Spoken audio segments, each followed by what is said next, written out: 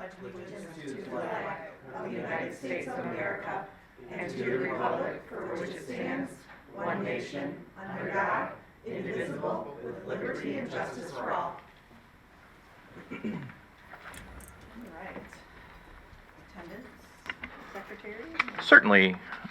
Make sure people can hear me okay. All right, President Dr. Reese. Present. Vice President McDonough. Here.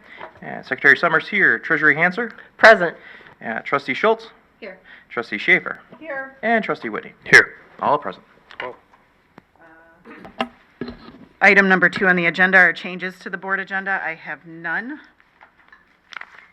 Item number 3 is pre-scheduled public comment. I do not see that, so we'll skip it real quick and go on to number 4. The person who signed up to speak is not here. All right.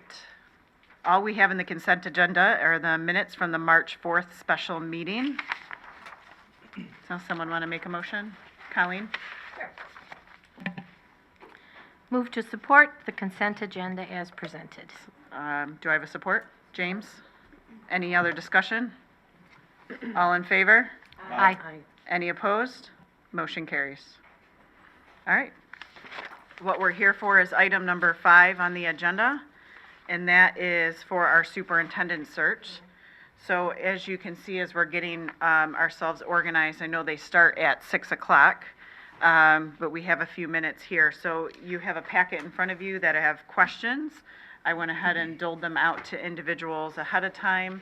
Sorry, I didn't take consensus on that, but if you have questions now or would like to change what your position is in the question order, just let me know.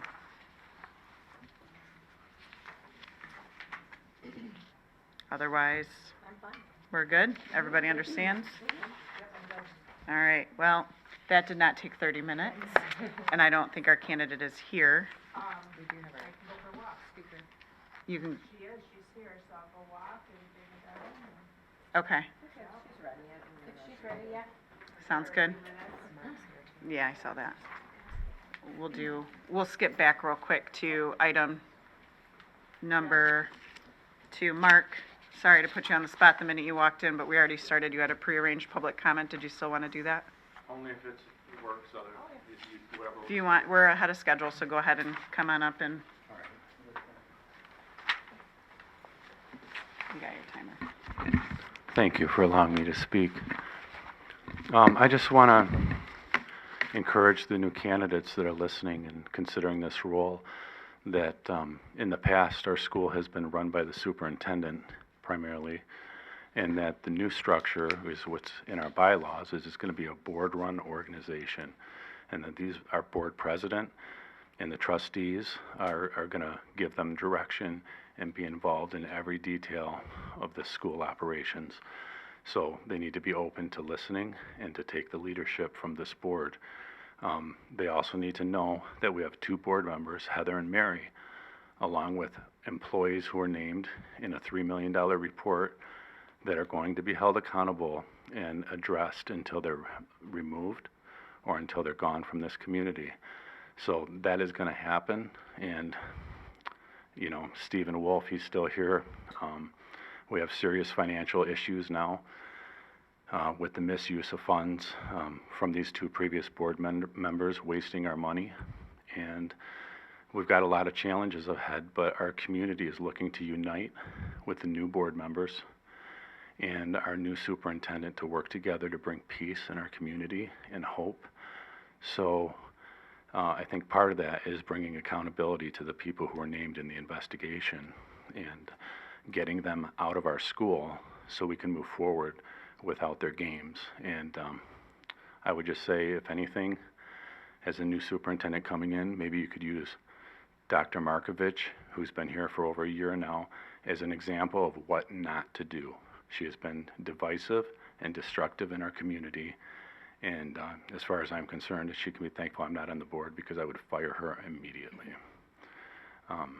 So we've got some tough work to do ahead of ourselves, but it's for a good cause. It's for our children, but mostly it's for the victims who were murdered on November 30th and their families who don't have their children anymore, because the previous board that included Mary Hanser and Heather Schaefer did not do their diligence in providing the oversight necessary for the security of our children.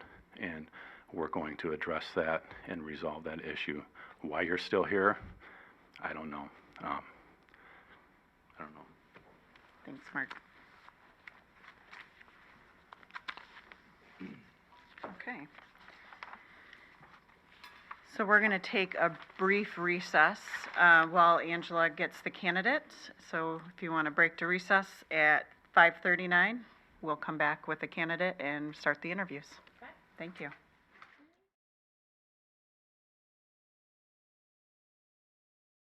All right, good. We're returning from recess. It's 5:44. We're running a little bit ahead of schedule. Dr. Tanya Milligan, thank you so much for coming up here to Oxford today. We appreciate you coming. You're welcome. We did a brief set of introductions, but I'm Erin Reese, the board president, and with me are my esteemed colleagues. Nice to meet you all. From the board here, all 6 of us. We appreciate you coming again. So if you wouldn't mind, we do have OCTV here, so they are a local community television channel. They will be recording it since some of our families won't be able to attend in person. Understood. Thank you. Yes, thank you. So why don't you take a minute, if you don't mind, and introduce yourself and give us a little bit of information about your background, your strengths, your current position. Okay, absolutely. Well, I know you have my resume, so probably don't need to go into those details, but been in education a long time. It is my passion. It is my love. I absolutely love working with children and families and communities. I brought my husband of 28 years, so I think it's obligatory at that point in time. So I appreciate him coming with me today. We have 2 children. My daughter is 24, and my son is 22, and he will be graduating in May from the University of Tampa. And he was a senior when the pandemic hit, so it really threw him for a loop. He had some mental health challenges that we had to work through, and so it's a victory for everybody to have him graduate in May. So that's really exciting. It's in marine science. So he took after his mom. I have a degree in life science. So we love to hike. We have 2 dogs. They're at my husband likes to call it puppy summer camp, but it's really reform school because we adopted them just a couple months ago, and they needed a little support. So they're at reform school learning, so it's Winter and Rocco. We have 2 cats that are about 15 years old, and a therapy bunny that I inherited. I don't know if you've seen that video. So that was a gift from my previous high school that I worked at. When we came back from the pandemic, we ended up needing some additional support for students. And one of the teachers recommended a therapy dog. I said, no, I'm not up for that challenge. And he said, well, I do know someone who's fostering a rabbit. How about a therapy rabbit? And I was like, hadn't really thought about that. So we did end up adopting her. We named her after the school. The school's name is Briggs, and so we called her Briggsy. And the students just absolutely fell in love with her, worked very closely with her. Some of them had, many of them dealt with trauma and needed to just spend time with her so that they could make it through the day. So that was really helpful. I also worked with kids who would come down and they would just be so in their heads, dealing with trauma, that sometimes they just needed something furry, and you put something furry in their hands and they're like, I have something furry, and all of a sudden they're able to get out of their heads and kind of calm down. So she's with me now just because of new leadership. She was a lot to take care of, and so new leadership gifted her to me. Let's see, what else? I currently serve as the Executive Director of Teaching and Learning in the Columbus City Schools. I love the people I work with, my colleagues, the community that I serve. It is truly an honor to work for our families, And I do all, you name it, I probably do it. Professional development, K-12 curriculum for everything except for literacy. I work with professional learning and licensure and making sure people have everything they need to teach or to be an administrator, whatever the case may be. We also, learning technology is under my purview as well. So it's a lot, but I have a lot of amazing people that I work with. Currently, we are working on our strategic plan around math. When we came back from the pandemic, it was literacy. We leaned heavily into literacy, rightfully so, because if you can't read, it's really hard to do anything else. And so our reading scores have grown significantly. The resources have been amazing. The professional development has been amazing. So now we're coming alongside of the success of literacy and bringing in math to try and amplify those math opportunities for students. And we're focusing primarily on equity in math. Historically, and I don't know if any of you have ever said this. I know I haven't because I love math, but some people will consider themselves not a math person. Hopefully you've never said that. But we have kids that do that because the way they look at math is different than the way we teach math, right? And so all of a sudden they're like, well, I'm not good at math. When in reality, they just do it differently, right? And, I know that the IB program is pervasive in this district. I'm not sure if I saw that several of the elementary schools had it identified. But that's what that's about. It's about creativity. It's about thinking about problems differently. And so we're trying to lift that up in our district to strengthen our math thinkers. Everybody has a math brain, right? It's just how you use it, really. So that's what I get to do day in and day out. And I'm truly honored to have the opportunity. And I'm truly honored to be here and have an interview. So thank you. Thank you. Yeah.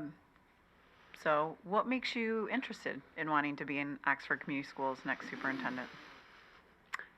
Knew you were going to ask that question. So it was actually brought to my attention about the opening. And the specific statement was, I think this is a great fit for you. And my question, of course, is, well, what makes it a great fit?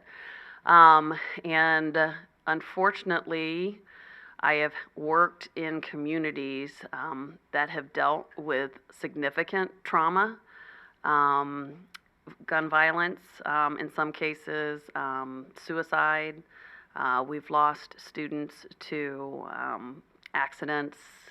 I've worked in some really marginalized communities where resources aren't readily available, so they struggle for the day-to-day resources that they need. So those non-academic barriers are significant.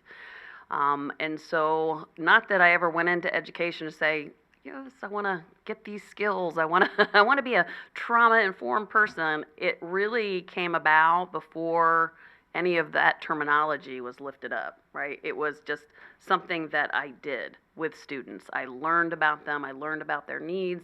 I worked closely with their families. We modified our approaches to support them. We worked with community entities to get them the resources they needed, whether it be food, whether it be getting the electricity turned back on, whatever the case may be. We really partnered with our communities to support our students, because if you can't support non-academic barriers, it's very difficult to get to the academic success that you know your students can accomplish.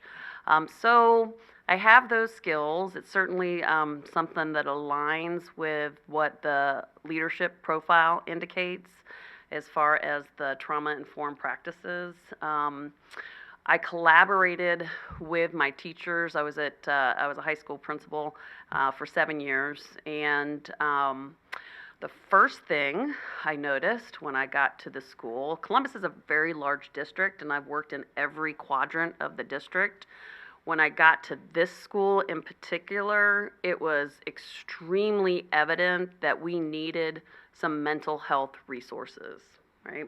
I think within the first month I was there, we had to transport multiple students to the hospital because they were having suicidal ideations. And I thought, wow, this is different. I wasn't expecting something like this, but we didn't really have, other than a extremely nurturing and wonderful staff, we really didn't have any systems in place to support students in crisis. And so we kind of had to develop them on our own. I mean, I don't mean on our own. There were community partners that we partnered with to provide support for students and make sure that they got the help that they needed, with or without their parent involvement, because sometimes it's hard to convince parents that their student needs mental health support, and sometimes you have to just make that decision for them because it's in the best interest of the student. And when we did that, we would work closely with our school resource officer to make sure that the students stayed safe, got the help that they needed, and were able to, at some point in time, transition back into the school with a safety plan. So that was early on in my principalship. And then we really focused on, okay, so this is programming. How do we work on the culture of the school? How do we make sure that every student that walks in this school feels comfortable, no matter what they're bringing, no matter who they are, no matter what the challenges they face, they are welcome, they are supported. What do we need to do? And so, couple things. A group of teachers and I went to a trauma-informed conference. It was in Florida that year. And I believe it was 3 days. And again, this is before it became like a big deal, before the pandemic. So we didn't really have a roadmap on what to do. But we went to that conference and we're just so in awe of the potential of that program and what we could do with our students and with our culture. And my teachers were incredibly jazzed about it as far as what we could put in place. And so what we ended up leaning heavily into is a sense of belonging. We really wanted to make sure that every student, we had a very diverse population. It's a cross-section of the United States. If you name it, we have that student in our school. And so figuring out how do we create that sense of belonging so that any student that walks in feels a part of the community, right? And so he said connection. So we came up with a slogan. It's our PBIS slogan. It was our mascot was Bruins, and it was Bruin Strong.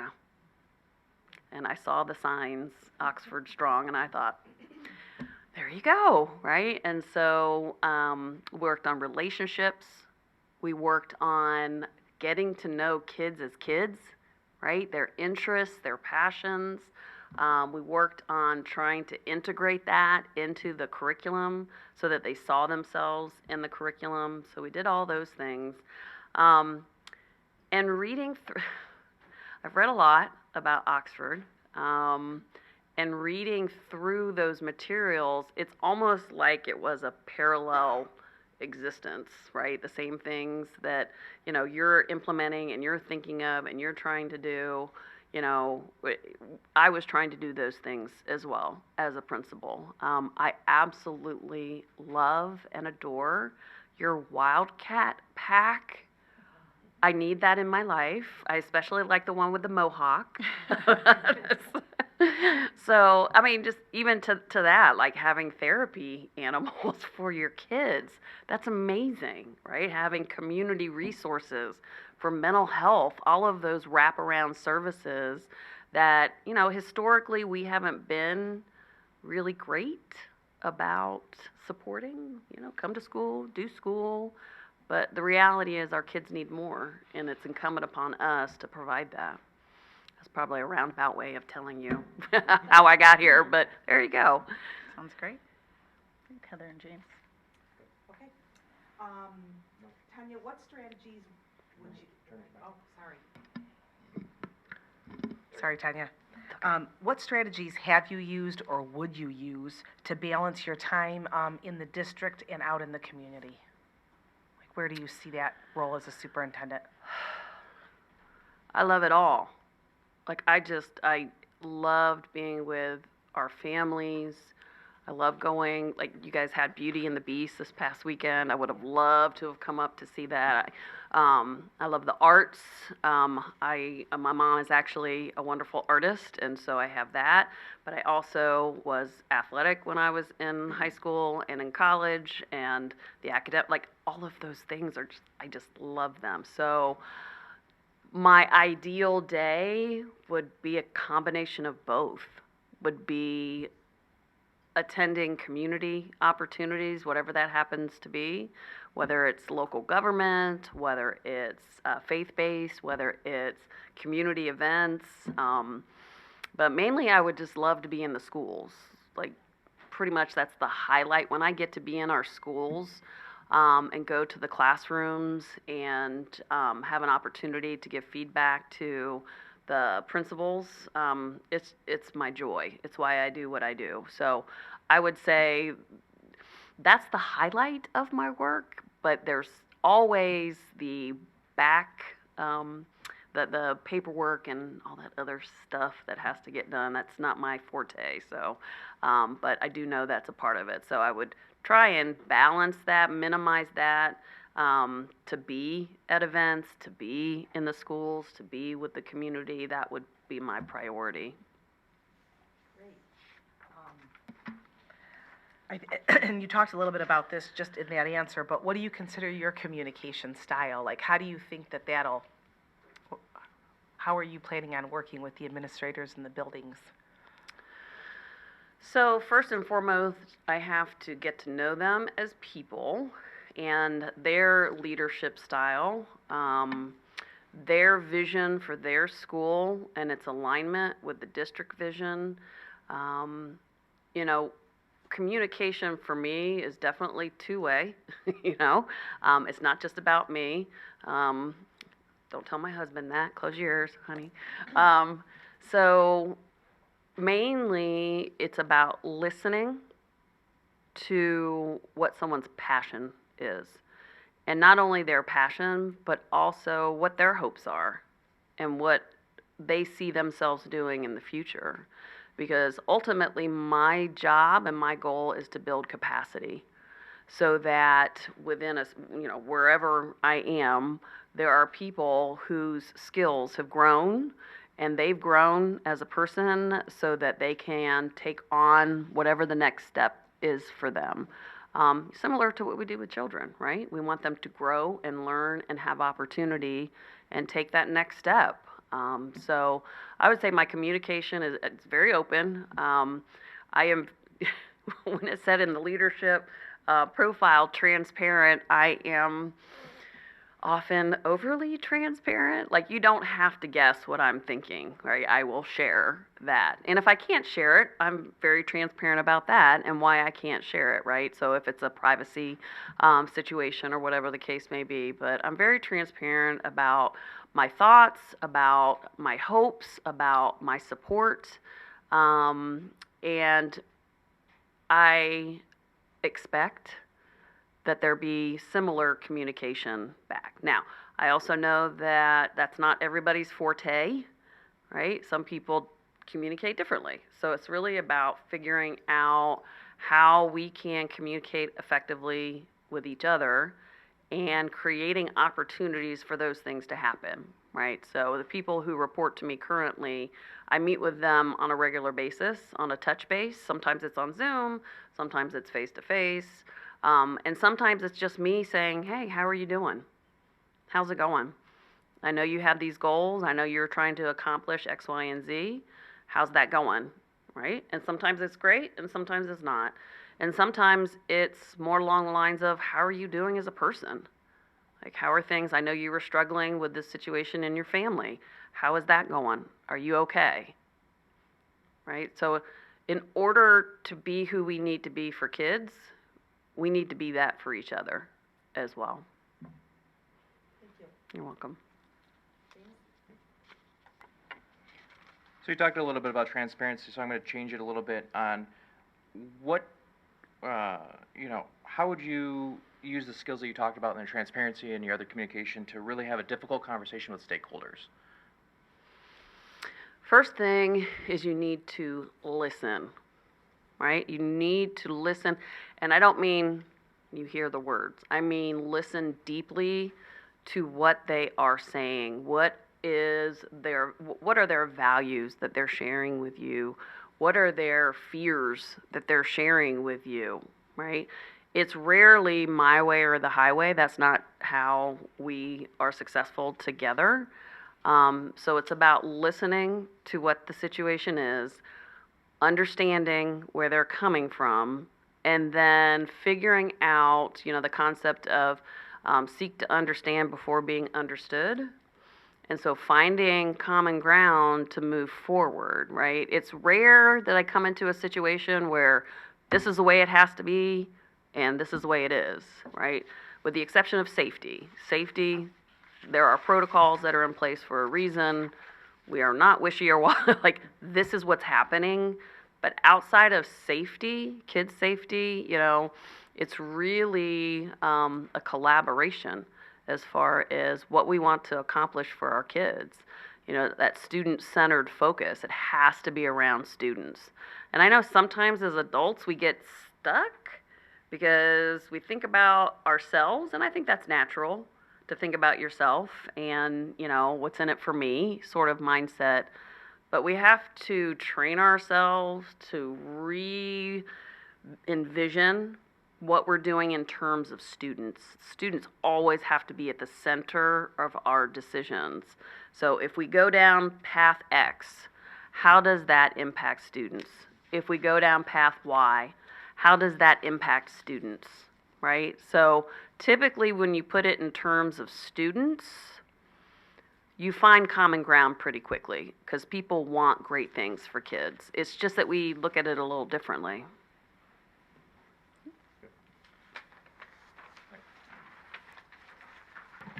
Okay, I'm next. I'm going to talk about student achievement. What are the most important areas in which Oxford Community Schools should invest time and money to ensure student success? Well, I know IB is big in the district, which is really exciting, the way that the curriculum's set up, because your vision has to do with global citizens, and that's what IB is all about. It's not about, just Michigan or just Ohio, I said Ohio, sorry. Or just the United States. It's global. It's how you're approaching the work globally. So I would say, I would want to see data that would indicate that's having the intended impact. As far as student achievement, I would be shocked if it wasn't, right? Just seeing awards and seeing all the great things going on at Oxford. But it really comes down to the data and seeing, who's being successful. Are all kids being successful? Are there any demographic groups that aren't being successful? And if that's the case, why? What's happening? Is it our teaching practices? Is it our curriculum? Is it our implementation? What is it? So I would say from a perspective of student achievement, and I do want to differentiate between achievement and growth, right? So achievement is there is a bar and you meet it or you don't meet it, right? So that's achievement. Growth is, all right, you came in here, we worked with you throughout the year, and now you didn't quite make the bar, but whoo, look how far you came. You increased several grade levels. Now, historically, state tests have not acknowledged that. They are changing to be able to look at that growth model. So that's also something to consider. How are kids growing? Because if they come in at a certain level and they leave at the same level, even if they're at that bar, we haven't done them a service. And so it's really breaking down the data, looking at who is benefiting, who isn't benefiting, and trying to target those interventions to make sure and sometimes those interventions are for us. It's for the adults. Like, what are we doing that needs to change in order for kids to be successful? I have one more. Okay. What do you see being the biggest challenge for student achievement in Oxford? So, I had the opportunity to watch some of the board meetings, and particularly one where students were talking about going to school and being challenged with anxiety, being challenged with all sorts of non academic barriers, understandably so, right? And so I would say one of the biggest challenges is how do we ensure rigorous instruction, high levels of expectations, while simultaneously providing wraparound services for students and making sure that when they are triggered, we have supports in place. Now, what I've read is that the staff is incredibly supportive, which is huge, right? Because they're the ones who see the students day in and day out, right? So they know if a student comes in and they are behaving differently, or they look different, or they make mention of something that they don't typically talk about. The staff is typically the one that picks up on that and is able to, there's all sorts of, there's the threat assessment, there's all sorts of things that can cascade from there. But primarily, being able to support students in that they're not separate, right? We can't separate a student's mental health and their academic achievement. They're one and the same. So that's really the challenge of education in general, is how do we make sure we do both? Because both are equally important. It doesn't make sense if a student has high academic success but has so much anxiety they can't get out of bed, right? And so we really have to figure out how to balance those two approaches. Okay, thank you. You're welcome. So I think you talked a little bit about this in the beginning, but we'll just circle back to it. And how do you envision that as your role of a superintendent in a district like Oxford, that you would be able to bring together parents, community, organizations from the outside, governmental agencies, to create that healthy working and learning environment here at Oxford? Yeah. Well, I have my tennis shoes outside, so I suspect I'd be using them quite a bit. I love doing that stuff. I just love working with our partners. I think I mentioned in my letter, or somewhere, Center of Science and Industry in Columbus, the mayor's office. We have so many partners that we work with that enrich the learning opportunities for students. We used to, when I was at Briggs, I'd work closely with the Kiwanis Club and the Key Club, which does all sorts of outreach programs and support oh my gosh, I loved that. And the gentleman that would come, he was just the sweetest man. And, I would talk to him on the phone, just getting to know people as people and figuring out how their passions and interests can be tied to student passions and interests is really fun, right? So finding out what our community really loves and what they do, and be there to experience it with them, and then say, hey, we have this great fit, right? Our middle school students are doing project X, Y, and Z, and I can really see how this would tailor really nicely. Would you consider, being a part of that? And almost always the answer is yes, because they're just thrilled to be welcomed in and support kids. What's your leadership style or philosophy on creating collaboration between school administrators and teaching staff? I would say, so my leadership style, I would consider servant leadership. I'm here to serve the families of a school district. I'm here to serve the staff and support the staff. I'm here to serve the students. So I would say that's my leadership style. Along with that is collaboration, right?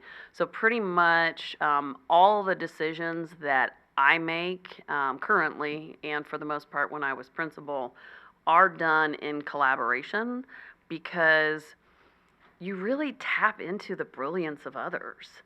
So I was on a Zoom call on the drive up, and we're working on we're doing a math summit this summer for our 113 schools. It's a lot of schools. And, their principals and their math teachers. And we had all these people on the call, and we're trying to figure out the logo. And it said, Math Excellence Pursuing Equity in Education. And one of my colleagues said, well, what's more important, the equity or excellence? And everyone just stopped. We were like, we've been working on this for months. Oh my gosh, that's brilliant. So we made the equity the key word and the excellence as a subheader.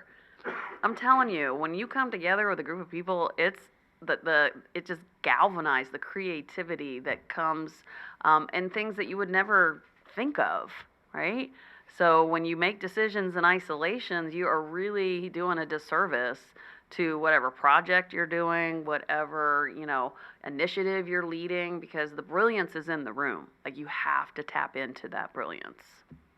And then what about other work groups in the schools? Teachers and administrators aren't it, right? There's a whole... Correct. Right. So I'm pretty close. I'm actually really close with the head of our OPSE, our classified union. She's my work mom because I've known her for 25 years.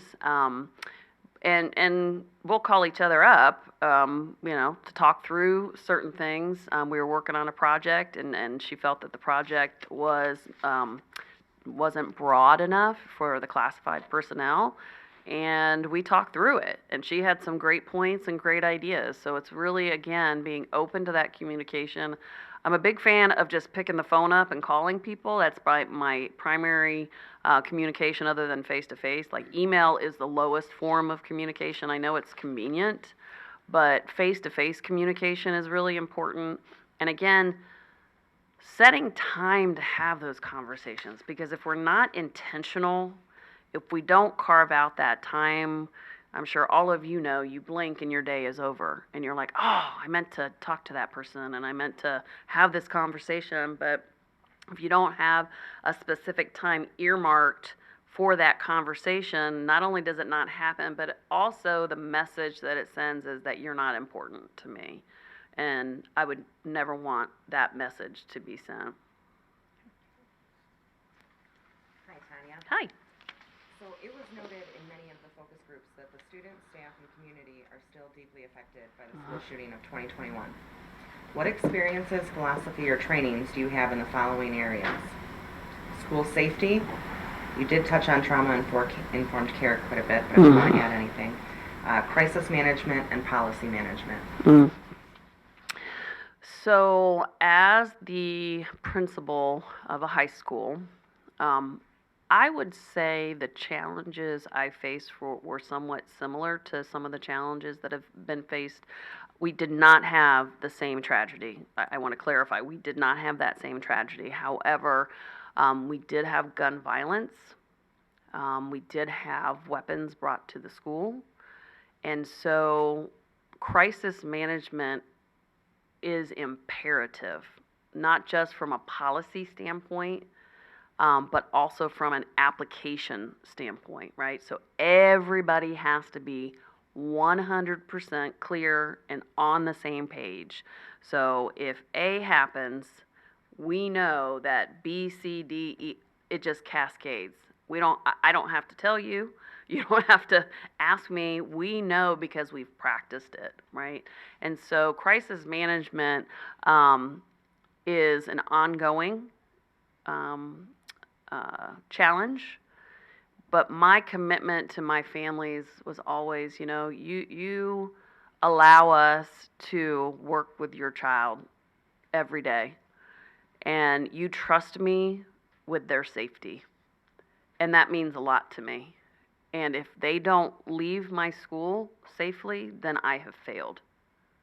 So crisis management is huge. Every child, and I mean every child, needs to know that they are safe and that they, at the end of the day, will go home to the people who love them, including, and this is a tough one, including students who are making bad decisions. All children deserve to go home safely to the families who love them. And so that is incumbent upon me to make sure that happens. And that comes down to training, that comes down to reiteration. We don't get it perfect every single time, but I'll tell you what, if things did not go right with our practice, we're going to regroup and we're going to have a conversation about how do we do better, because it's not just about us, it's about the children and the families we serve. So crisis management is a big deal. Policy, of course, backs that up. You have to make sure everything is in alignment, because you can't have a policy say one thing and our actions say something different. They have to be in alignment. Trauma-informed practices, as I mentioned, we did quite a bit of training with that. I can't remember if you said restorative practices or not. That's something that our district is leaning in heavily to recently. All of the leadership was trained in it, and it, I think, has tremendous potential. And that is something I think, if it hasn't been invested in, I have seen terminology used that it may be used. I just don't know how it's being used. And so leaning heavily into restorative practices.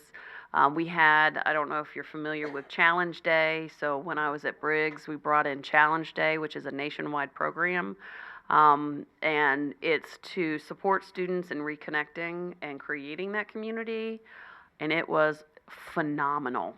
And the number one thing I can do to support all of those programs is be a part of them. So when my teachers are learning, when my students are learning, when my administrators are learning, I am learning right alongside them, because I have to model that it's important. And I have to know what they know so that we can work together. Thank you. You're welcome. And as the new leader, how do you help the school district and community heal, but at the same time move forward academically? Yeah, that's hard. And again, I've been listening. One of the things I really appreciate about the board meetings is the public comments towards the end. And what I appreciate about that, people are telling you. They're not, they're being very transparent of what they need and what they want. Now, not everyone can make it to a board meeting for a variety of reasons.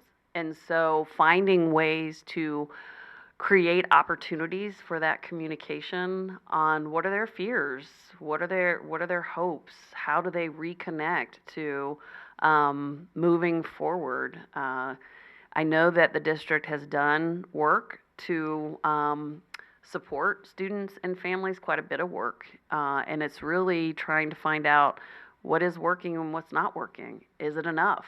Is it not enough, right? Simultaneous, that kind of goes back to my earlier conversation. They're not separate, right? And they'll never be, it's not like they were ever separate really to begin with, but we just didn't really think about it too much. But they're one and the same. Like, you can't just focus on academics, and you can't just focus on health and wellness. It has to be both. It's those wraparound services. And so it's really working with families, understanding their hopes for their children, understanding their fears. What is it that's working? What is it that's not working? They were very clear in the survey, very, very clear, that they want a superintendent who will connect with them in the community. And that is really what it takes to move forward, that we're in it together, that, you know, I'm not working against you, you're not working against me. Let's figure out how to move forward together and what that looks like. You're welcome. Okay, Tanya, what is the level of involvement and participation of certain employees in organizational decisions? How do you determine what groups to include and when? Good question. So you have to think about who all will be affected by a decision. And do you have representation of those people at the table when making those decisions, right? And honestly, the group we forget about the most, which is a sad tale, is students, right? We'll bring all these adults in from all these different organizations, we'll make these decisions for students, and the students get, experience the decision, and they're like, that was stupid. For example, I thought this was really funny on one of the statements for the students. We try to communicate with kids, and they're always doing these different platforms and whatnot. You never know, what best communication. And one of them said, "Please stop using s'mores." And I love s'mores. I didn't really use it too much as a high school principal, but I use it now because it's easy, right? It's easy. But they were adamant. So it's really making sure, who is it impacting? Who is the decision impacting? And are they represented at the table? I was working with a colleague, and he was trying to get some insight into this spreadsheet where all of this information was on there. And it was about high school and things that happen at high school and things that impact students.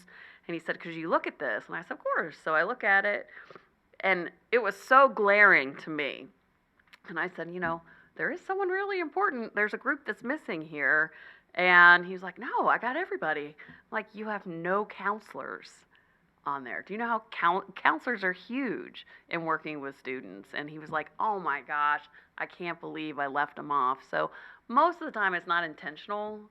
Most of the time we're just trying to get things done. We're trying to make sure that kids have what they need, and we're trying to make decisions as quickly as possible. But the problem is when you do that, you don't make the best decisions because you don't have all the right people at the table. Thank you. What has been the most unpopular or challenging decision you have had to make, and how did you handle the reaction to that decision? What would you do differently? Oh, I was a high school principal, so I had to make a lot of tough decisions. So I would say, so moving a high school who tends to be more traditional to a more student-centered model, it's a challenge, right? We tend to teach the way we were taught. And so when we started looking at trauma-informed practices, and we started looking at, instructional strategies that benefit students more than the traditional, we started doing professional development on differentiation, blended learning, and it was not a popular thing, but honestly, the way I handle that is, one, it's a collaborative effort. And I had many teachers who were very passionate about teaching in that way. And so you partner with those trailblazers and you try and find ways to put them in positions to support their colleagues and to move in a direction that benefits students. And so the second thing I always make sure I do when I'm making an unpopular decision is be transparent and tell the why, right? So especially when you're working with adults, the number one thing that you need to make sure you share is the why you're doing this. This is the decision I'm making, right? I've collected as much information as possible. I'm a reader. I love research. So I read a lot. I go to conferences, and here's this information. This is how it's going to benefit kids. So this is why we're doing this. And, typically they may not agree with the why, right? They might see it differently, which is great. Let's have some conversation. But for the most part, they appreciate the transparency and that you share the reasoning behind your decision making. You're welcome. Hello again. Welcome to Oxford. Thanks. My questions are about board superintendent relationships. How do you view the board superintendent relationship? How will you keep board members informed and communicate with us? Thank you. That's a great question. So again, when I first was made aware of the opening, the very first thing I did was watch a board meeting. So it's very important to me to work with people who are collaborative and who enjoy working with one another. And I can say that in my opinion, watching you interact with one another was very positive to me, right? It was obvious that we're not always going to agree, right? There are times we're going to but there was a level of respect and understanding and a level of realness, if that makes any sense, authenticity, right? I can work with that. I love that, right? I enjoy interacting. I enjoy learning from people. So from a representative, you represent the community. So you have the ear of the community and you have those perspectives. That is essential to a superintendent's success. And so making sure that there are systems in place to enhance that communication. So there's obviously the formal board meetings, but that will never be enough. And so figuring out what informal conversations can take place and what that looks like. Kind of would have to find out what systems are already in existence, what works or what doesn't work, what makes sense. And then figuring out, do we need to do more of those conversations? Our board members in Columbus, I think one of my favorite times to work with them is when we're out in the community. I was working in a middle school helping them transition back to school, and one of our board members came and we had a great conversation, like a wonderful conversation about, kids and the technology and all the different concepts that, and I learned a lot from that conversation. And so I think just making sure that I'm open, I'm available, and I make sure that I provide opportunities for that interaction to take place. We're good. And my next question. In an effort to achieve what is referred to in other industries as high reliability or just culture, how do you perceive? Okay, I missed that earlier. How do you perceive the role of the superintendent in achieving this at Oxford? High reliability, just culture, as it's referred to. It's also called safety culture. Is that like zero tolerance? Is that what we're saying, or I don't really understand the question. So high reliability is creating an environment in which people feel safe to speak up. Oh, okay. Even if it's the littlest thing, that Yeah. they don't feel like there'll be retaliation for challenging superiors. Got it. Yeah. Yeah, I don't think my staff got that memo because they challenge me all the time. Because I'm not the keeper of all knowledge, and I'm not the knower of all things. I'm not, my decisions, they're only good decisions if I hear from the people that support the work, right? But that's incumbent upon me to create that relationship and make sure that they know me as a person, I know them as a person. My team regularly pushes back, thank goodness, because I'm wrong sometimes. And it's helpful for somebody in a caring way to say, you know what? Yeah, you're off base there. That's not going to work, right? And so it's my responsibility to create that culture, and it's my responsibility to ensure we establish those professional relationships so that people are comfortable, coming forward. And then, so outside of staff, we can talk about one of the things that was really important to me is when I was principal was making sure anyone, and students, staff, families, it didn't matter. At that time, we used a program called Remind 101. And I said, anytime. And I was the keeper of the Remind 101, so they all came to me, which was great, and sometimes not so great. It just kind of depends. But, message me. If you are somewhere and you feel unsafe or something is happening, message me. Let me know. And I'll be honest with you, it was those messages that enabled us to thwart so many challenging safety situations. And so having those open lines of communication and making sure that people feel safe and comfortable with absolutely zero retaliation, right? Because that's ridiculous.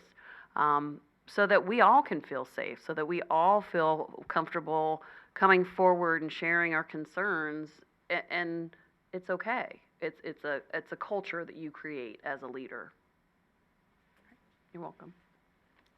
What questions do you have for us? Oh, golly. I have read, this whole book is filled with notes about, I have done a lot of research, so I'm pretty clear on the path forward. I suppose one of my pieces that I'm most curious about are the efforts when it comes, because there's so much you guys have put in place. I'm curious, is there data, is there qualitative or quantitative, either way is fine, showing that that's working? Or is there data showing that it needs to be more robust? I couldn't find that. I would have to say that there's data being collected. How we've reviewed it, manipulated it, made changes to it is probably something we're ready to start testing, Yeah. is what I would say.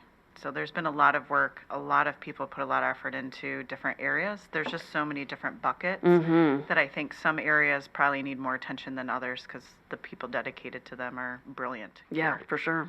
Like our MTSS is brilliant. You know, the director of that is phenomenal.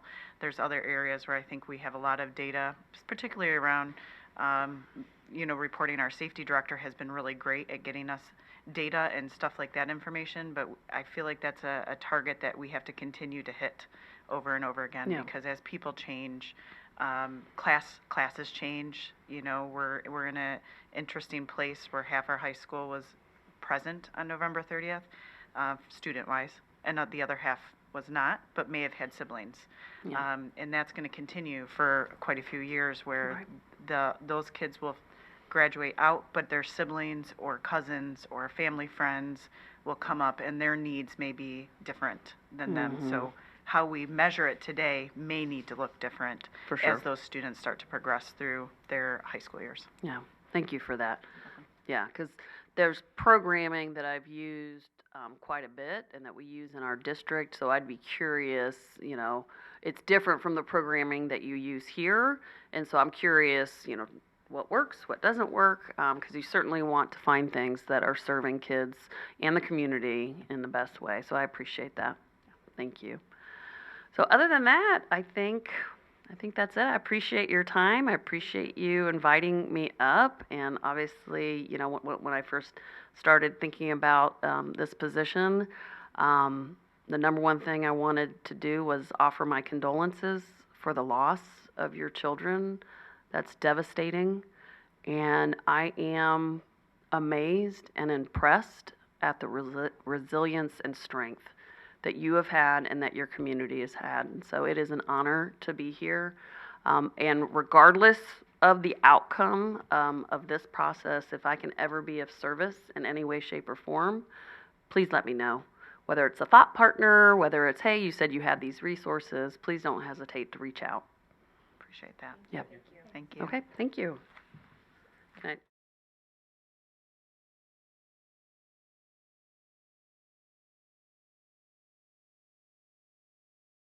All right, back from recess at 6:58 for our second interview of the evening. Mr. Michael Giromini. I said it right. Perfect. Thank you so much for joining us this evening. My name again is Erin Reese. I'm the board president tonight, and I'm joined here with my 6 other colleagues, and we're going to ask you a bunch of questions. That's what I expected. Well, good. So if you don't mind taking a minute to introduce yourself, share information about your background, strengths, and your current or past work experiences. Sure. My name's Mike Giromini. Thank you very, very much for the opportunity to sit with you tonight. I very much appreciate it. I have been in education for around 20 years. I started as a physics and a math teacher, South Redford Thurston, if you know where that is. And then I moved to the International Academy, where I also taught physics and mathematics, but in the IB program, in the diploma program, middle years program as well, and then moved into administration at that school. And that was a big learning opportunity for me. Wasn't really at that point where I thought I was ready to be an administrator, but I was cajoled and encouraged to jump in. And I did, and I've been an administrator ever since. Moved from there to Plymouth Canton to central office, working in curriculum, working K-12. That was a much bigger district, about 17,000 kids. Really eye-opening for me to understand the differences in needs of a small school like the International Academy, which was 650 kids at one campus, as opposed to a large district of 17,000 kids. You start to realize how difficult it is to keep all the schools and buildings and people on the same page in a large system, and I think that's something we sometimes take for granted in a smaller system. In Plymouth Canton, after working in curriculum, we reorganized the district, and I was moved into the position of regional director. So K-12, I was overseeing 8 buildings and had the opportunity to work with those principals, guide their work, supervise and evaluate, but also help support school improvement and district improvement planning and processes. And then from there, I missed the building level, and so I applied to be the principal of Royal Oak High School. And I stayed there for 7 years. It was an amazing experience. Of course, it was during the pandemic as part of that, so that was particularly challenging. But it was probably one of my favorite experiences, one of the places where I learned the most.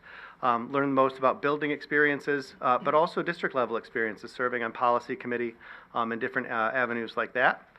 And then most recently, I've moved to Novi as Assistant Superintendent of Teaching and Learning. Novi is very close to home.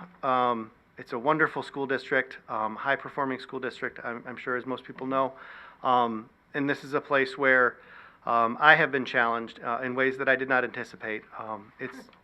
The people are incredible. The percentage, I should say, of hardworking, talented, dedicated, amazing educators and people is just, it's astounding. And they push themselves at such a high level, it causes everybody else to push each other at a high level. But it's such a sense of community that everybody wants everyone else to be successful, right? So the teachers want the administrators to be successful. The administrators want the teachers to be successful. We all want the kids to be successful. So it's just been very enriching being there. And now I sit before you, a hopeful candidate for Oxford Schools Superintendent. Well, why don't we go into that a little bit and tell us why you believe you should be the next superintendent for Oxford Community Schools? I know that it's no secret some of the challenges that this school district has experienced in the face of the tragedy, but also in what occurred in the subsequent months and years. And it feels like a place that is seeking healing, that is seeking an opportunity to move forward together, that is seeking to, I think the recovery plan references the idea of reclaiming the school, the district, and the community. And I think that's a nice aspiration. The reason I've applied is because I think that my leadership style, my approach, my presence is one of calm, one of listening, one of patience, and I think that that's echoed in letters of recommendation, support or reports from people that I supervise or people that supervise me. I think it's a pretty common theme, and I think that that's something that I can contribute, right? I want to go somewhere. I'm not running to be a superintendent just for the sake of being a superintendent. I want to go somewhere where I can be impactful, where I can be helpful, where I can make a difference.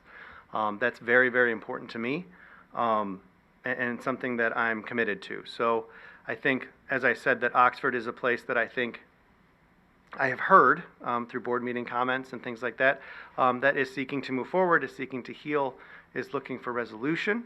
And so I'm hopeful that my leadership style can contribute to that. Great. So we're going to take turns asking questions, so you'll see us kind of bouncing around a little bit, but we'll start with Heather and James. Hi there. Thank you for coming. Thank you. I noticed that you wore blue and yellow. I did, and I'm it going to was say on that's purpose. intentional. That was Yes. calculated and smart, I think. What strategies have you used in the past, or would you plan on maybe using if you were a superintendent in a district for visibility with your community, your stakeholders, balancing all of that? So in my experience, the two most visible positions in a school district are the school superintendent and the high school principal. It tends to be the case that there's the most events at the high school. So I'm no stranger to being visible, to being present at school events across the district. That's something that I do now. I attend events across our district in my role as assistant superintendent. And so making sure that you have an organized calendar with some support to make sure that you know when things are, and really being strategic about here's where I can make sure that I'm represented across the district, right? Don't just go to the events that are close or easy or convenient, but make sure that you see all the buildings, all the kids, all the schools. Connecting with the community through chambers of commerce and other things like that I know are important. If there's Rotary or other organizations, taking advantage of those opportunities. I've worked with those different organizations in my different districts in different capacities over the years. So I think that's another important aspect of staying connected. And making sure that you're present in the buildings during the day, right? Not just at the school events, but setting up a schedule. Something that my current superintendent does is actually schedules time in his calendar and has his assistant help support him in identifying which buildings, which classrooms, which teachers on any given day. And he set a goal this year, and I haven't checked with him recently to see if he's on track, but he set a goal this year to be in every teacher's classroom, which I think is amazing and something to aspire to, right? So really being intentional about not just saying you're going to do something, but setting a structure and a system in place to do it. So I think that's how I go about that. Okay, great answer. Okay, what would you say your communication style is? And how would you plan on maybe using that communication style to work with the stakeholders? I'm a pretty clear communicator. I tend to be pretty concise, maybe not in an interview context when I'm supposed to be bragging about myself or highlighting, but in written word, very concise, clear. I believe in making sure that everybody understands what's being said, trying to avoid ambiguity, because then people tend to make meaning for themselves, and maybe it's not the same as the meaning that was intended. In terms of communication, though, I think I usually start with listening. I'm a person that likes to understand the people with whom I'm communicating, the team that I'm working with, the community that I'm serving. I think understanding people as people, understanding people as individuals, makes communication stronger, right? So something that I strive to do as a boss, as a supervisor, is to really understand the people that I work with, so that I can give them what they need. What I figured out is that people are individuals, and they really have different communication styles, different communication needs, different needs for support.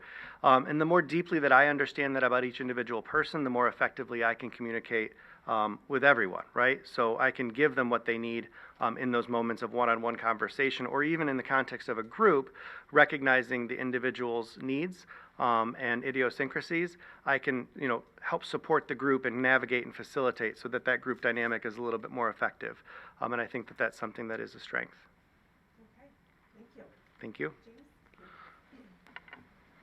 So understanding our district and the last few years and stuff, how would you actually achieve transparency, how would you achieve transparency and build trust across their district and the community? So I think most people that have worked with me would tell you that I don't know anything but transparency. I don't know how to be a different way. I think transparency has become an important word for us in our work. But it's just sort of who I am, an open book. And so I try to communicate clearly, dovetailing off that last question, but also repeatedly. Tend to be open about things. I like to explain why I think something, why I believe something, why I've made a decision. I also don't shy away from making difficult decisions, but also recognizing that I have the capacity to fix it if I've made the wrong decision or the less than optimal decision, right? So our task as leaders is to make the best decision that we can with the information that's in front of us and that we have at the time. And so we make those decisions. And sometimes we don't make the best decision, or there's additional information that comes up later, or there's another opportunity to improve that decision. I rest comfortably with that idea, that that's something that is within my power as a person and as a leader, and I try to empower others to operate in that same way. Something that frustrates me pretty deeply is indecision, or the sense that we can't move forward and act on something because we are still considering options. At some point, we have to make a decision and move forward, recognizing, again, that we can always revisit that decision and revise and do so in a way that we communicate clearly. I think transparency also benefits from input. So finding ways to gather input from the community, from the schools, from the stakeholders, from the kids. In my past, I've set up a number of different mechanisms for doing that. particularly with students. At one school, I built a student senate. At one school, I built a principal's advisory council and met regularly with students to get their input about things that were going on, to get their ideas and figure out how we might move those forward. Having a group like that be informed and aware of what's going on really aids transparency, because then they can also carry the message and communicate about how decisions were made and what was done, right? The more people that can carry the message, the more effectively it gets communicated. And kind of building upon that other transparency stuff, it's going to happen, right? You're going to have a difficult conversation with stakeholders. How would you approach that situation and handle that? I like to think that I would approach it with calm, with patience. Everybody communicates needs when they're communicating. When we talk about kids, we talk about the idea that behavior is communication, right? So if somebody is frustrated or terse in the way that they're communicating, that's a behavior that is communicating something beyond just the words that they're saying, right? And so being sensitive to that idea and trying to understand and demonstrate empathy, validate what people are saying, right? People have their feelings, they have their perspectives, they have their opinions, and they're valid because they come from another human being. I'm not here to tell people that they're wrong. I'm here to listen to what people are saying, both through their words, their tone, their body language, and everything else, and then I'm trying to respond in kind and give them what they need. I've had plenty of difficult conversations in my time, particularly as a school administrator. And usually what I'm trying to do is work toward, let me back up. So every conversation, every interaction is really a negotiation. This is something that I learned in classes that I took in my postmaster's programming. In being effective in a negotiation, I don't mean like a contract negotiation. In a negotiation, what you have to do is anticipate other people's issues, right? What are the issues that are of interest to them, that are important to them? What are the things that they value, that they're worried about? What outcomes are they hoping for in this conversation, in this interaction? So you work to anticipate those things. You get very clear about what your own issues are, the things that are important to you and matter to you. And then you try to find common ground, right? You seek an opportunity, not necessarily to compromise, although that is one avenue, but everybody can walk away feeling like they benefited, like they gained something. Does not have to be win-lose. And in fact, I think most of the time in human interaction, it's not win-lose. Okay, I'm next. I'm going to ask you some questions about student achievement. Okay. What are the most important areas in which Oxford Community Schools should invest time and money to ensure student success? So I think that some of the things that you are doing are incredibly important to ensuring student success, and I see an investment in this district in mental health and wellness. There's a saying, Maslow before Bloom, right? The hierarchy of needs. Before we start getting into depth of knowledge and thinking about academics, people have to have those fundamental needs met before they can be successful in the classroom. Kids have to be fed, they have to feel safe, they have to be physically safe, they have to feel comfortable, they have to feel seen and heard and understood by their teachers, by their school, by all the staff there. And so that investment can't be overstated. I think the use of restorative practices creates a sense of community in a school and allows that community to be rebuilt when harm is caused. And I think that that's a valuable endeavor in terms of supporting academics. And I realize that I haven't touched on strictly academics yet, but I have come to learn over time. This certainly isn't where I started 20 years ago as a teacher, but I have come to learn that that's really important. And if we don't do those things, kids aren't going to be successful academically. In terms of academic side of things, I think you've done a significant investment, or you've engaged in a significant investment in the International Baccalaureate programming that you have as an IB district. That's almost unheard of, particularly in the Midwest and in Michigan. IB education is phenomenal. It's among the best. Having taught in it, I can say that. I would recommend IB learning to anybody, and so I would double down on that if that's the direction that the board is supportive of. and the community is supportive, I think that there's such value to it. What teachers learn in terms of academic strategies, in terms of instructional strategies, in terms of integrating content across disciplines, and providing students those authentic learning opportunities, it's unmatched, right? The professional learning that teachers receive through IB programming, the clarity of objectives and how they're supposed to get there is really just amazing. And so I would say that IB is something that's very powerful and that we should continue to pursue.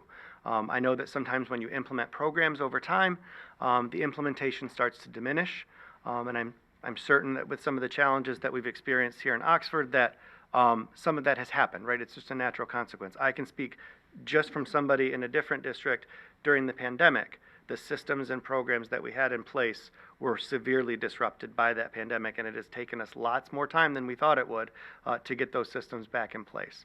And I've had the opportunity of working in multiple districts since the pandemic, and I see it in both places. So in terms of other academic endeavors, I know that the evaluation tool was part of the strategic plan. The instructional framework, the Marzano, was part of the strategic plan before. I would revisit that and understand if that is doing what we want it to do. I think that evaluation, and in particular the feedback that we supply to our teachers, is one of the biggest levers that we have. We know that feedback to teachers in the form of instructional coaching is the biggest lever we have with teachers in order to improve instruction. And so finding ways to do that, so making sure that that is the instructional framework that supports our needs, making sure that we are implementing that with fidelity, and looking for opportunities to further utilize or implement, if we don't have them, instructional coaches for our teachers. Because the power of feedback can't be overstated. We know that people benefit from feedback. Typically our music teachers are masters of giving feedback. You think about coaches on sidelines of games. Cheering himself I wish I could say I knew that. But being able to give that quick, immediate, timely feedback, direct, specific, and actionable, is essential to improving teacher instruction, right? So when you sit in a classroom as a teacher, or stand in a classroom as a teacher, or run around in a classroom as a teacher, you don't have the full sense of what's going on, right? Like, you don't know everything that you're doing. You're not recording it in your mind and able to play it back. The same thing is true of this interview right now. Like, I don't have a minute-by-minute recording in my head of everything that's happening right now, and later I'm going to be like, wait a minute. What did I answer well? What didn't I answer well? And I'm going to want feedback, which is why my wife, well, not the only reason my wife is here, but she is here, and I assure you will provide me lots of feedback. But being able to take advantage of whatever mechanisms we have, empowering our school administrators and instructional coaches to really provide meaningful feedback to our teachers, will make the biggest difference in Tier 1 instruction. And then really digging into our MTSS, right? I know that we have a fairly robust elementary MTSS here. And that secondary is another area of focus, at least that's stated in the job posting, I think it was. Secondary MTSS is really challenging, but I think there are some things that can be done to make it work that haven't been tried before, and I'm trying to do them in my current district, but I would love to try those things here as well. I don't know. You kind of touched on this, but if you have anything else to add, what do you see as being the biggest challenges for student achievement in Oxford? I mean, there's the obvious, the impact of the tragedy, the impact of everything that has occurred since. Division within the community comes into the schools, and if there's a lack of trust of the schools, or of the school personnel, the administration, the board, whomever, that seeps into the schools. It affects teachers' sense of morale, their sense of safety in terms of trying new and innovative things that can actually help students. So again, it's the non-academic, non-traditional academic things that are going to make the biggest challenges for this school district, I think, in terms of raising student achievement. I know at least through association, many people in Oxford. I have visited this school district a couple of times during my career, visited classrooms, seen things happening, came to learn things. I know there's amazing people here. I know that they want to do well. We have to give them the tools that they need, and part of that is a sense of community and trust and safety. And then really listening to them about what they think they need in order to be successful with kids in the classroom. People in education, and I'm going to pretend it's better than every other industry, but I've only been in education. But people in education are amazingly insightful, right? They're very reflective. They tend to think a lot about things, and they have opinions about everything. And so if you're willing to ask them and you're willing to listen, you're going to get a lot of actionable feedback. There's that feedback again. And so I think that that's key. Thanks. Thank you. So how do you envision, as superintendent, that you'd be able to bring the parents, the community, our organizations, governmental agencies together to help create a healthy learning and working environment for our staff, our teachers, and our students? I'm going to start with listening again. I can't presume as somebody outside of Oxford right now to know all the ins and outs and the needs and the wants. But being present and being available to those groups, traditionally I think what superintendents do when they come to a school district is they do some sort of listening sessions or listen and learns. And they most often do those with the families or the staff or the kids, but really trying to push into the community. Obviously, doing those kinds of things would be open to the community, but being really intentional about finding avenues to engage all of those other parties. Connecting with Oxford proper, not just the school district, in meaningful ways, attending meetings, being an advocate. I think strategies that work internally inside of the school district will work externally, and really applying those. But first, it's listening. It's getting to know people, right? I'm going to come back to what I said earlier about understanding who people are, how they operate, how they tick, what their needs are, how they think. I love to be able to anticipate what somebody's going to say if I figured them out. It gives me a sense of comfort knowing that I know this person, right? And so really striving with all of those individuals that you mentioned and all those groups that you mentioned to really get to know people and invite them into the district if they're not already inside of the district in another way as a parent or something like that, to help them see the great things that we're doing and to help spark ideas for opportunities for connection, support, partnership, and things like that.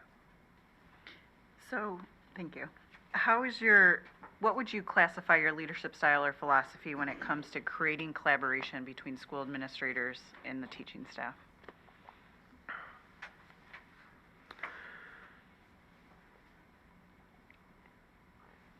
I'm thinking a little bit about that specific focus that you provided. So, my leadership style, it's going to sound a little bit funny. I haven't come up with a better way to describe it, but I've been set on this for a while. Is lead like you love everyone, and you will.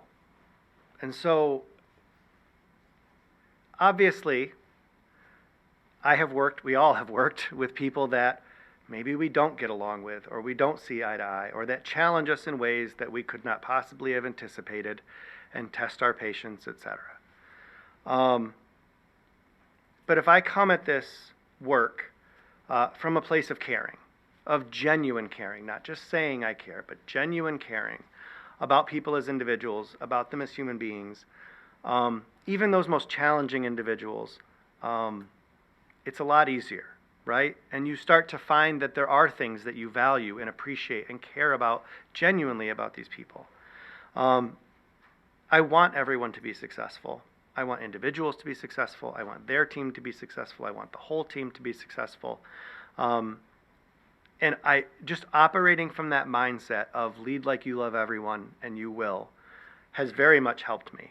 I have a great team in my current district. They're remarkable. But we don't always all get along. We don't always see eye to eye. We don't see things the same way. But what I did with them in order to cultivate this team is we did a retreat this past summer. Once we had restructured the team and had some new members. And at that retreat, I asked them a question. I said, what, in order to be successful, do you need from me? What do you need from this team? And what do you need from yourself? And the thing that you need from yourself, you are welcome to not share. But if that's something that you think would be helpful for us to help you, then share. And we carry those things through, right? So what has happened as a result of that approach is I see the team members using those things that we learned about each other or ourselves in the retreat in interacting with each other. And I think I'm telling that story because I think that's the same way that I would approach building administrators and teachers and building a sense of trust. The building administrators have to lead like they love everyone. They have to actually care about their teachers and want them to be successful. They have to believe in them. They have to be willing to have tough conversations when something isn't going well. But they also have to be there with support at the same time. There's a book that I read a number of years ago, but then we actually ended up rereading in my current district called Radical Candor by Kim Scott. She is not an educator by nature, and she's very much an instructional leader, but she's not in the world of education. She's from tech, Google, Apple. And she talks about this idea of caring deeply, but also challenging directly. And that's radical candor, right? So teaching people to do that, I think, is essential to moving that forward in terms of the relationships of building administrators supporting teachers. What about other work groups? I mean, I think it's universal. It applies to all the work groups. I thought the question was It teachers. was. Okay, thank you. I was like, oh boy, did I just jump off the deep end on that one? It was a very intentional question, so. I appreciate it. I don't think it's any different. Everybody in the organization contributes something, and that something is incredibly valuable. Otherwise, we wouldn't have that position. Everybody contributes something. And recognizing these people for what they contribute, I had, when I was at the International Academy, my daytime lead custodian, his name is Steve,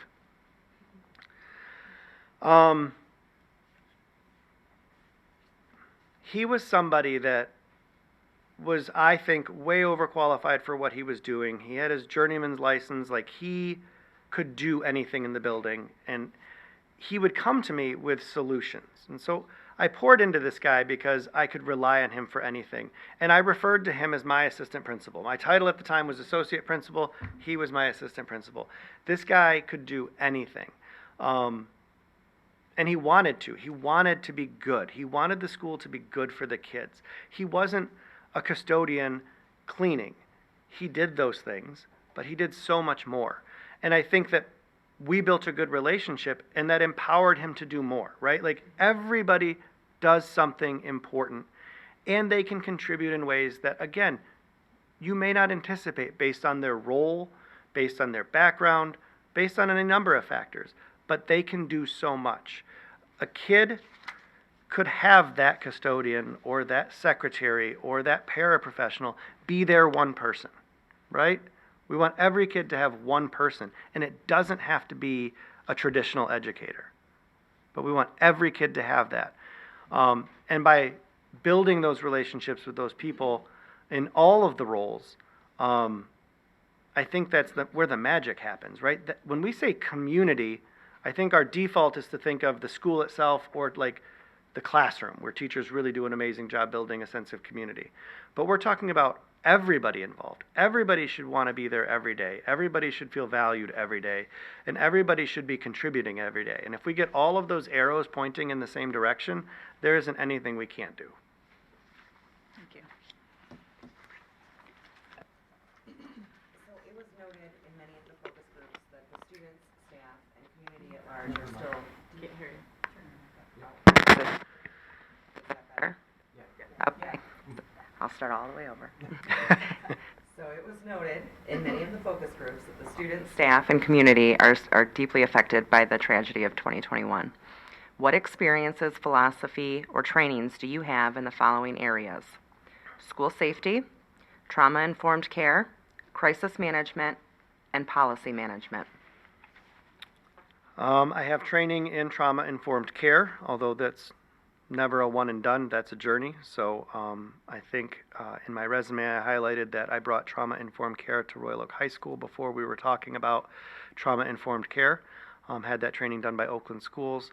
In my current district, we've recently added positions to our K-6 buildings called Student Success Coaches. And those Student Success Coaches are there to support the principals in responding to behavior, but they're also there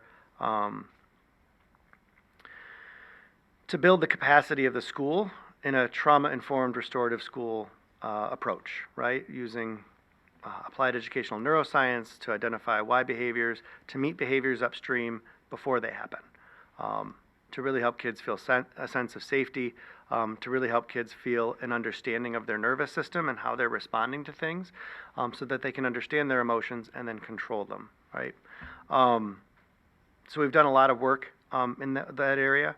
I have unfortunate experience dealing with difficult situations and crises in previous positions, particularly when I was a high school principal. In a matter of 3 years,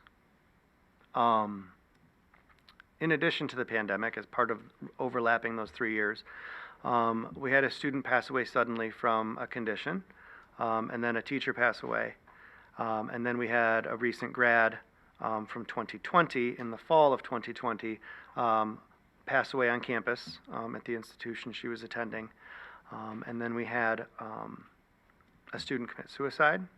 And then we had a teacher retire and then shortly thereafter pass away due to a recurring illness. And of course, again, the pandemic. That was difficult, especially during the pandemic when we could not be close to each other. We were consoling each other online, making plans to support kids in the community online. But that experience has impacted me in a way that helps me to think clearly about how do you respond to a situation like this, what needs to happen, who needs to be involved, what parties need to be there, what is the communication plan. All of those things are sort of now a part of the way that I operate. And so when we have a situation in my current district, fortunately thus far nothing as severe, but even something like a threat comes in, and how do we respond, how are we communicating, participating in that process. You said crisis management. School safety and policy management. Policy, I have experience in policy management. I think that, if you think about implementing change, there's two ways to go about it. One is sort of like the grassroots effort, almost couldn't find the expression, grassroots effort, so sort of from the groundswell. And then the other way is policy. So policy, if you really look at how policy works, there have been a number of times throughout history where policy sort of impacts change by forcing the policy, but the change doesn't occur immediately, but it provides that window, that opportunity for behaviors to change, for actions to change, whatever it is. It could be around, if I'm thinking of like federal policy around cigarettes or something like that, or vaping, right? Stuff like that could be very impactful, or was very impactful, depending on which one we're looking at. And so understanding how to manage policies, stay up to date, and make sure people are trained. So one of the things that I implemented when I was at Royal Oak, I was a new administrator there. I had not worked in the district previously. And one of the things that I found when I first got there is that we were not all on the same page in our understanding of what policy said. We would often say, well, policy says, well, we have to do this because of policy. But to a person, you might have different interpretations or understandings of what those policies were. So as an administrative team, we began a policy review. And so every week the administrative team would meet. And I would bring one or two policies forward to that administrative group, my building administrative team, and we would review those policies and make sure that we understood the nuances. Any number of policies would surprise you if you don't read the policy language. So I think that making sure that people are trained, that they are aware of, that they understand policy, and that anytime that there's a policy change, you have to take the time to do that and then revisit it on a regular basis. So there were some policies in Royal Oak that were very important to that community and to that school. And so, with our staff, every school year, at the beginning of the school year, we revisited those policies. If there were any changes, even if there weren't changes, because those are things that we needed everybody to particularly understand. Thank you. And as the new leader, how do you help the school district and community heal at the same time moving forward educationally? I don't know for certain, but I suspect that the educators, the teachers, the principals, the other leaders in the schools, they want to move forward. They're looking for the opportunity to do that work and really get down to business. But I think, it goes back to the listening. I can't come in with a prescription. I don't work in this community. I don't live in this community. I can't predetermine what it is that this community exactly needs.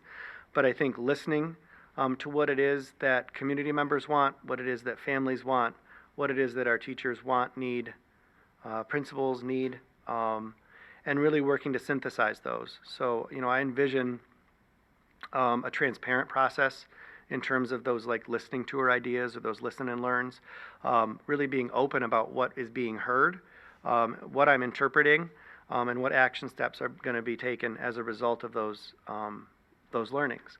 I don't know any other way to do it other than to engage those individuals and those groups head on. Like we have to work together on this and really get to the bottom of what it is people want, need, in order to move forward.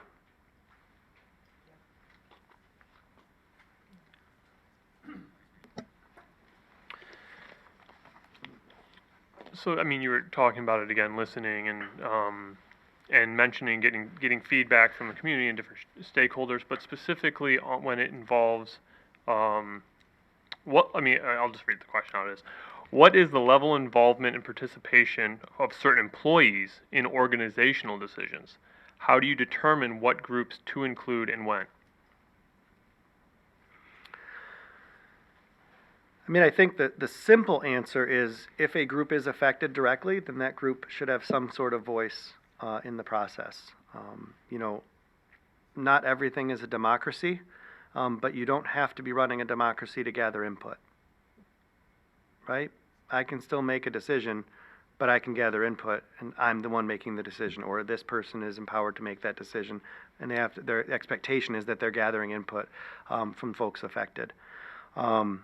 So the simple version is, are you directly impacted? Then if so, you should be involved in the conversation. But it also doesn't hurt to involve those at times who are indirectly impacted, right? We assume sometimes that if we talk about something specific to teachers or a teacher bargaining agreement, that it only affects teachers. But that's probably not the case. It probably impacts some other folks. So getting input from, first of all, anybody directly or indirectly impacted, but I also don't mind listening to anybody, right? Like, people have opinions, people want to share things, like, there's no harm in it. Now, try to do it in a structured way. There's 24 hours in a day and 7 days in a week, but being willing to listen and understand people's perspectives on topics, maybe even that they're not directly interacting with, is okay. But my simple version or my direct version is those directly impacted. Well, I'd like to hear earlier that you don't shy away from making tough decisions. So along those lines, what has been the most unpopular or challenging decision you've had to make, and how did you handle the reaction to this decision? On top of that, what would you do differently, if anything?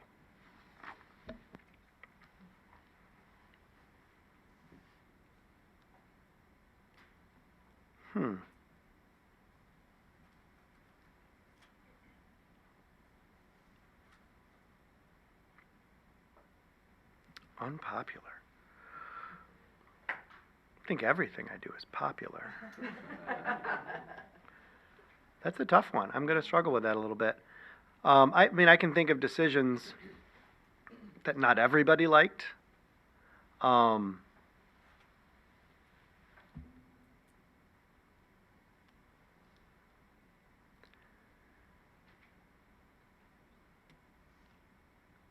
Following, actually, the Oxford tragedy, I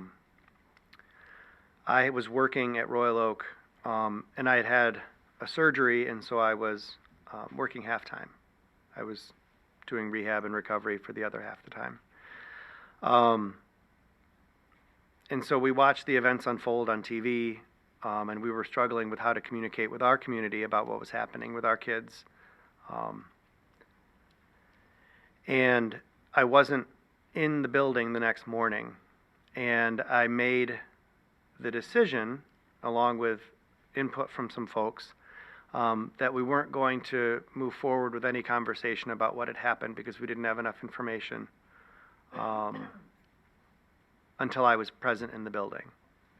That seemed important. And at the time, that sort of outweighed all the other needs for us to communicate. That was not the right decision. In retrospect, I should have rearranged life, which was possible, to be there and to move things forward. But I think that decision, I lost some folks that day in terms of trust, in terms of understanding where we were going. I would say that before that, like, we had a really good rhythm. Everybody was kind of on the same page. Everybody understood why decisions were made, how things came to be. They came to expect a certain level of communication, and I think that I failed and didn't provide that. So to do differently, I would certainly have changed what was communicated and when. I would have listened to some other people that I wasn't listening to at the time. Yeah. And then, you know, the follow-up for us was the concerns about safety and procedures and policies in our own school and our own district in response. And I think that is where I was able to regain some trust, because I was able to communicate clearly about what we do and clearly about how we do things. And to the point earlier of messengers, in those conversations, other staff were able to point out that these are the things that we do, and they could say, even secretaries were pointing out things that administrators did in terms of practice and approach in dealing with those difficult situations. So I think I regained it there, but I probably doubled down there to make up for it.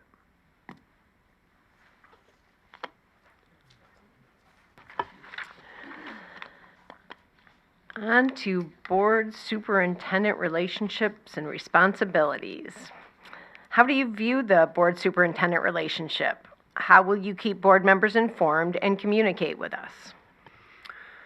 So the relationship's incredibly important, right? Like, one of the key essential roles of the board is hiring a superintendent.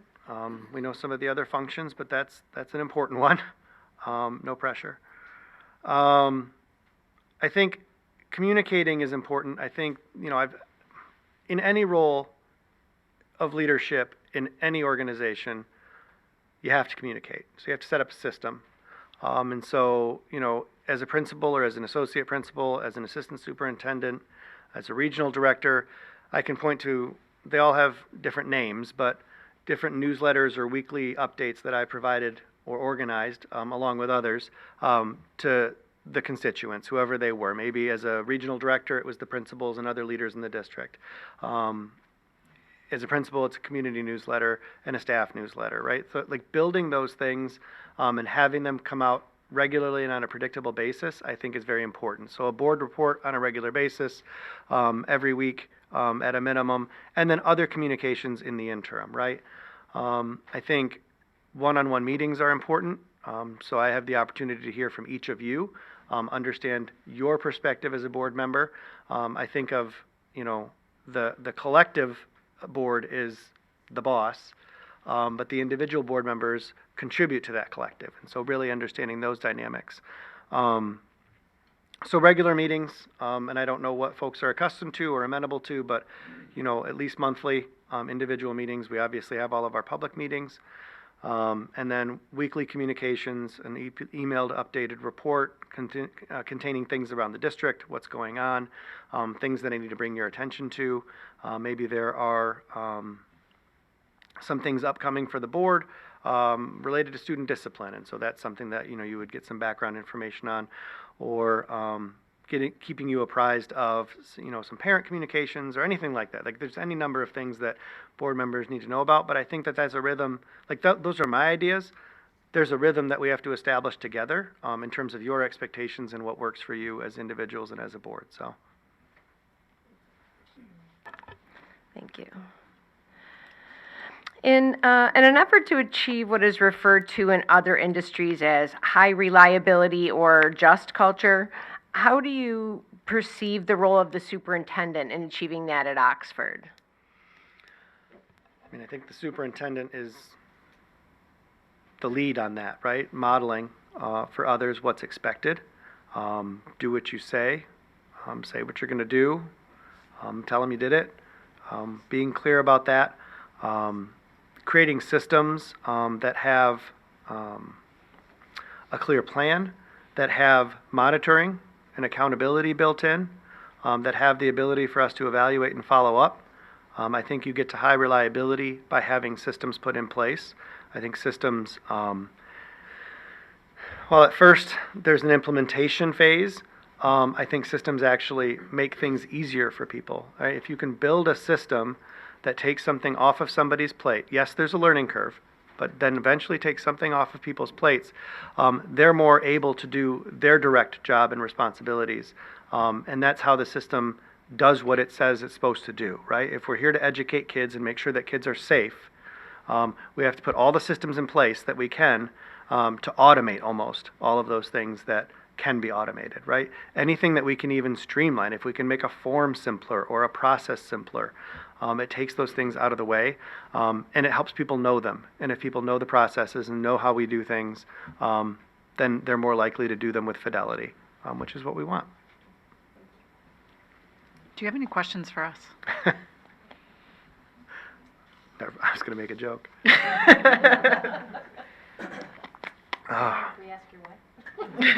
Please don't. I'm curious. I only have a couple questions, but one is if you have any thoughts that you would like to share about the immediate next steps for the district in terms of any of the things that you're working on, be it academics, physical safety, psychological safety. Like, are there things that you see in July, the superintendent starts July 1st, like that person needs to start running on immediately? I think there's probably a lot of things that we could put into that bucket, but I think probably the most imperative thing that the next superintendent needs to do is establish relationships and learn what systems are in place already. I think that would be the key, first 60 days of any great superintendency is to understand the people here, especially not being here and coming internally. We have lots of programs that are in function, and I know my vice president to the left would say, start crunching the data and understanding, are they working, are they not working? Do we need to cut fat somewhere to give someone else more? Types of things. I think those would probably be the immediate things, but I can't express the need for relationship building as probably one of the top priorities and probably the hardest thing the superintendent will do coming into Oxford. Appreciate that. And is there, in the back of your mind, if you can share, one thing that you think the next superintendent should know? I mean, that's an important one for sure. We're like the greatest community around, just so you know. We're a small community, but I think our size may be small in comparison to some of the big districts that we, compete in band and sports and things like that in our Oakland County area. But we have comparatively many more programs than they do. Being an IB district, having a robust arts program, having a awesome marching band, and our musicals. We really are extremely competitive. Even though our size is half of whom we compete with on almost every level. Our special education is awesome. Our, everything always can be a little bit better, but, our academics, our arts, everything is top drawer. That's awesome. So for a small community, we play big, And big what- hearts. And what I would add is, we're still recovering. Yeah. It's not been a straight linear journey, and it's not gonna be that for a while. Mhm. And so, I think that would be something to know coming in, is recovery is still important to us. And even though some of our high school students may have graduated, our staff are still there. Mhm. And those high school students may have had siblings, neighbors, and friends who haven't got to the high school yet. You know, and so there's still a lot of work we have to do in our community, and that's why I go back to impress that we are a great community, but we also value relationships. I appreciate that. Thank you. You're I think that's all I have. Great. Well, we appreciate you coming up and entertaining with us for an hour. Thank you so much. Appreciate it.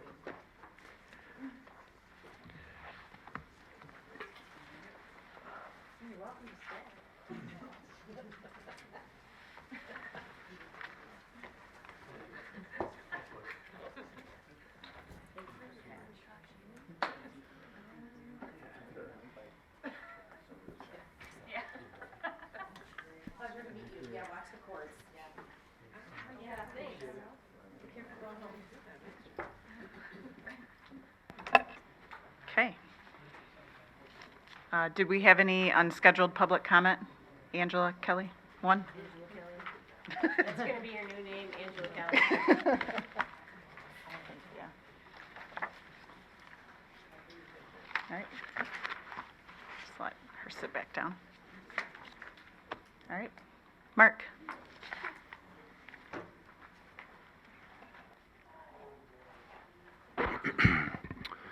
Well, I just want to state why I'm here as an advocate for the 4 children who are not here and all the survivors of our needless shooting that would not have happened on November 30th if the school leadership had done their jobs. I'll be here until every person who failed leaves this district and all lawsuits are settled. I'd like to thank Tanya, who was our first candidate, for pointing out that all families deserve to have their children come home. And I'm pointing that out to Mary and Heather, since they still seem to think they're adding value here when they actually were the ones responsible for the failure and the deaths of these children. And also, Michael, I appreciate the points he made, that if a bad decision is made, it can be revisited and reconsidered, which is a great concept. If we can't change, then I guess we have no intelligence. I appreciate him pointing out the need for empathy, and also the need for kids to feel safe and trust. And I just want to point out, there will never be trust in this school or in our community as long as Heather sits at this table and as long as Mary is here. So if you want to help this community move forward, I'm challenging you to take responsibility for your failures. Every other board member from November 30th was smart enough to get out of here. But not you two. You think you're here. Every time we see you, you're a trigger, and I see dead children when I look at you. So you think you're adding value. I just want you to know, we're not going anywhere until you leave or we remove you, okay? And, you know, I think if the investigative report, Mary, had come out before your election, I don't think you would have been reelected if people knew the truth about your failure. So I want to thank our president, Aaron Reese, and our vice president, Amanda, for the efforts you're putting in to rebuild our school while having to deal with these two dragging anchors. Thank you to the Evolve for having Evolve security at the theater events. They need to be on whenever the school is unlocked. To have that Vicky Markovich has our systems on half of the time is ridiculous. We talk about security, but we don't provide security for all the children. You only get security if you're at a certain meeting or at a certain event. But the rest of the time, all the after-school events are left unsecured. What, if we haven't learned anything, is that security should be a top priority. And I also want to thank the contractors from Fortis, like Matt and Greg and Jim. They're really doing a great job of building bridges and engagement with our community. We really appreciate what you guys are doing. And also all the teachers that are working with our kids. We love you, and we are trying to resolve the problems here as quickly as we can so we can put our energies into supporting you and cheering for you and the children in this community. But it's really hard to do with Mary and Heather here. Thank you, Mark. Item 7 on the agenda is our scheduled activities. We do have 2 more nights of interviews, tomorrow night and Wednesday night, followed by conversations with coffee on Thursday night. And our regular board meeting was moved, as you recall, to next week. Any final board comments? I do have one, but I thought I'd check with you guys first. I just wanted to thank the candidates for coming today, traveling and interviewing with us. In the board portal, you'll see the Delphi scoring technique. If you guys want to start looking at that, if you need to understand it, reach out to the HYA associates. It's a very structured way of how you create an evaluation of a candidate, so we have fair and unbiased evaluation. So take a peek at that and then fill it out for the first 2 candidates. As we go through the process, we'll do it for all of them. All right, 7:55, meeting adjourned.